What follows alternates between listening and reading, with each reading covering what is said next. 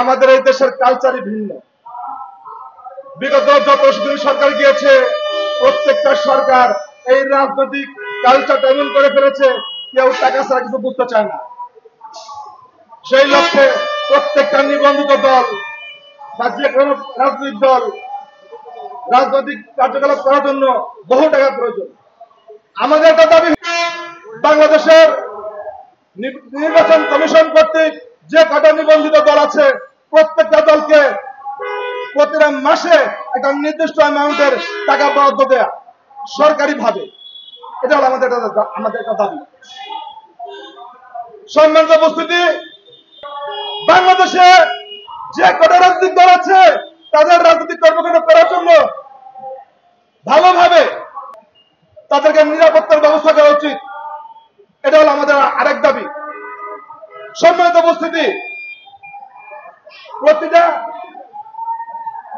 রাজনৈতিক দলের সকল পর্যায়ের নেতাকর্মীদের বিভিন্ন জেলায় রাজনৈতিক কর্মকাণ্ড করার জন্য বিভিন্নভাবে সুযোগ সুবিধা দিতে পারলে তাহলে রাজনৈতিক দলগুলো ভালোভাবে তারা রাজনৈতিক কর্মকাণ্ডগুলি করতে পারলো, এটা আমাদের একটা দাবি।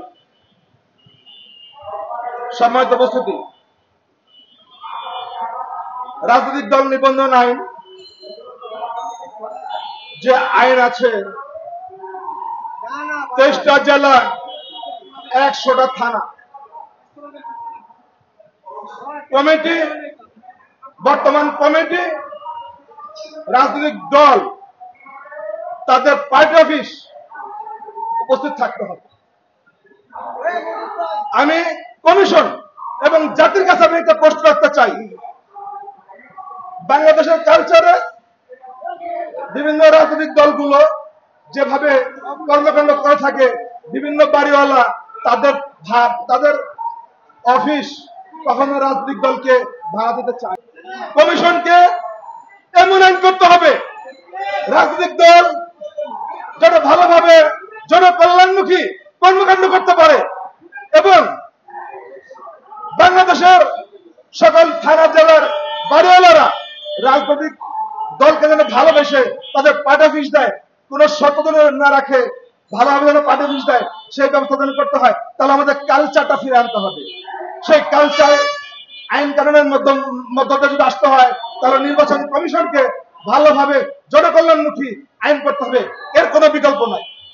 নির্বাচন কমিশন, আমি আপনাকে উদ্দেশ্য করে বলতে চাই, আপনি যে রাজনৈতিক দল নিবন্ধন একটি কালো আইন করেছে,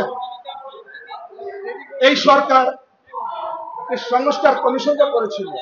প্রিয় সাংবাদিক ভাইরা, আপনারা জানেন এই সরকার রাজনৈতিক দল সংস্কার কমিশন তৈরি করেছিল। সেই সংস্কার কমিশনের চেয়ারম্যান বদিউল আলম মজুমদার।